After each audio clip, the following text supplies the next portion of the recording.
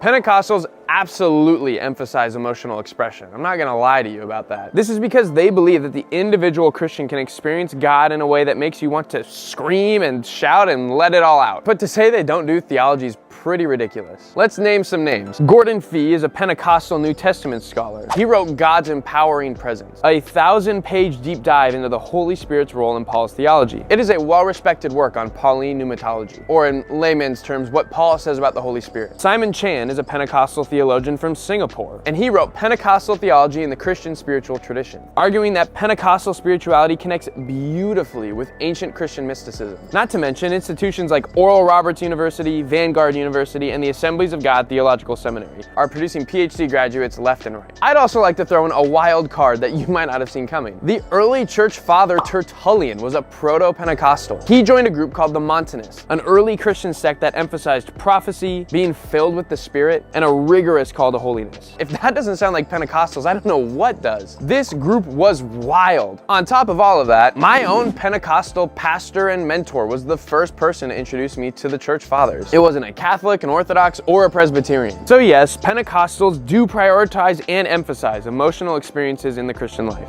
And from experience, I know it can get taken way too far. But that's not to say there aren't astute theological minds within the Pentecostal tradition. You don't have to like their theology or agree with it, but it's disrespectful to act like it doesn't even exist.